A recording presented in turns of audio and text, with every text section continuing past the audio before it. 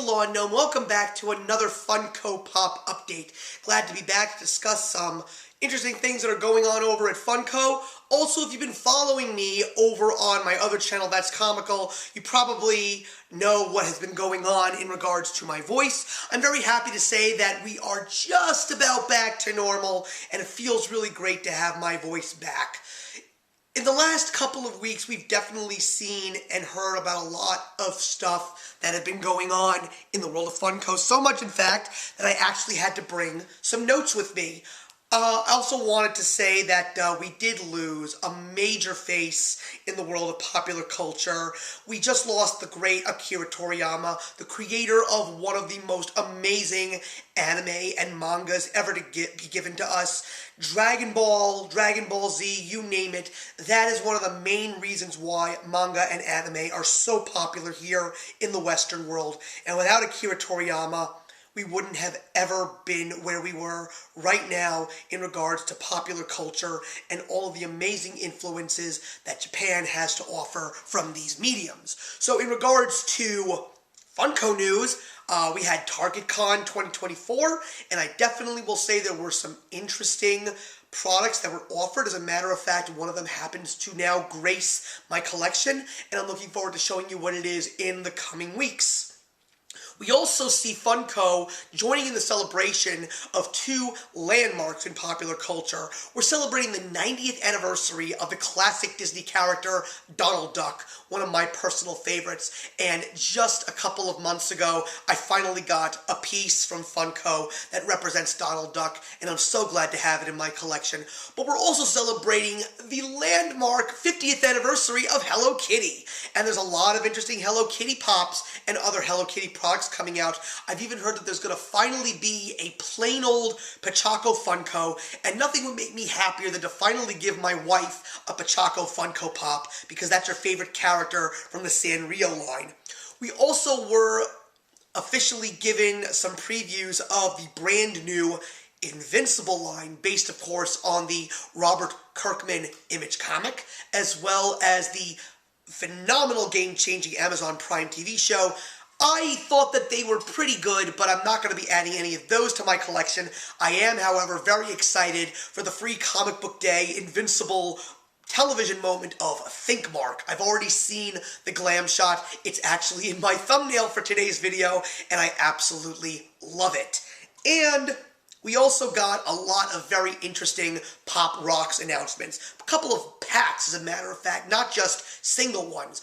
The very interesting single one was the brand new Panic at the Disco album, and I kind of thought that was pretty cool, but we're also going to be getting a 4-pack of Queen from their I Want to Break Free music video, and that's a landmark music video for them, as well as a 4-pack of the band Soundgarden. I was very impressed to actually see that Soundgarden is going to officially become Funko Pops. So that's all of the Funko news that has been happening over the last couple of weeks. It's definitely been interesting. Funko, even though there has definitely been way too many shakeups with their company, they just keep finding ways to surprise their fans and keep their fans hanging on. There also was a big announcement of a brand new thing called Project Fred, which features a brand new type of vinyl product featuring the very first popular culture character that they ever used over at Funko, and that, of course, was Bob's Big Boy.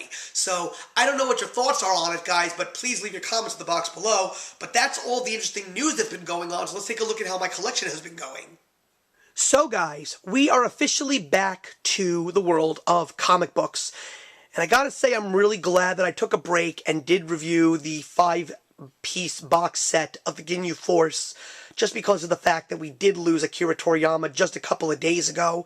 So now we're taking a look at 2 comic covers that have been added to my collection. These have been in my collection for quite a bit right now, but I'm glad that we're here today talking about them now.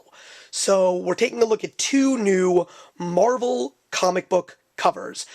Why we're still not getting that many DC ones is a big surprise to me. Funko, I really think you need to get back to making some DC comic covers, because there are so many other ones I would love to personally see. But for now, we have 2 very important comic covers that have been added to my collection, because there are a lot of them right now out there in the world, but there are certain reasons why I add comic covers to my collection. The two main reasons are first appearances, and if it's a comic cover that is depicting artwork of a comic writer, artist that I personally appreciate, then I am definitely going to want to add them to my collection. So the first one that we have here is an Iron Man. But this is actually the comic cover of Tales of Suspense, issue 39. Now, clearly, this is not the Iron Man that a lot of non-comic book readers really know about. He's really bland, he's kind of lifeless, but this is the very first appearance of Iron Man back in the early 1960s, when Stan Lee and Jack Kirby were officially trying to revamp Marvel Comics and bring the superhero back in a big way. So, a first appearance is a very important thing to me. I have Amazing Fantasy 15, which is the first appearance of Spider-Man. I have Journey into Mystery 83, which is the first appearance of Thor. I even have Ultimate Fallout 4, which is the first appearance of Miles Morales. So this is an important comic cover for me, just because of the fact that I love the fact that they really do encapsulate the real original gray Iron Man suit, just like they do in the comic.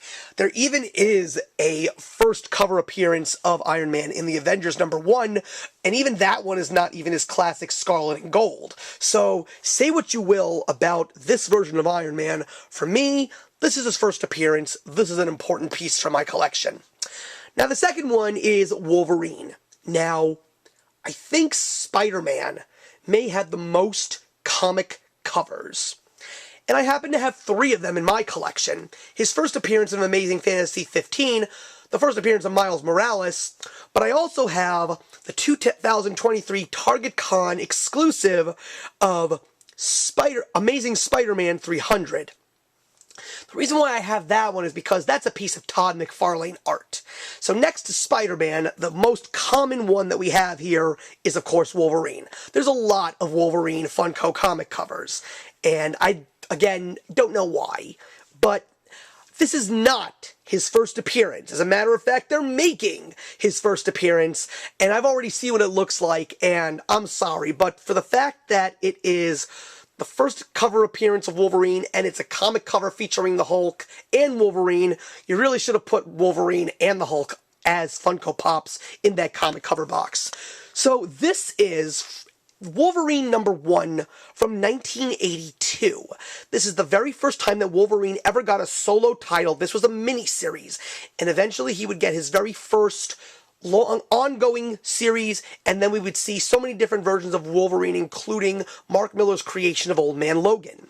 So this is, of course, his cover appearance in the Wolverine #1 1982, and I got this one because of the fact that this is based on the art of Frank Miller, who also wrote the book.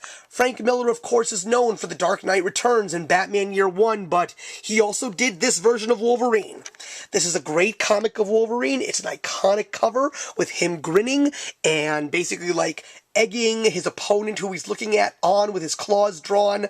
And of course, Funko Pop itself has the exact same pose, and more importantly, you get the Frank Miller style of Wolverine's hair, the wild, bushy hair that he's got. So, if I was going to have any version of Wolverine in a Funko comic cover, or even X-Men for that matter, this was actually also my very first X-Men comic cover. I'm glad that it's this one because it's just that iconic. And I'm also really glad to have this Iron Man one as well. But again, there's still so many more comic covers that they haven't made for both Marvel and DC. And a lot of the ones that they're making, I'm personally just not on board with. So, hopefully, there will be better comic covers coming sometime in the horizon.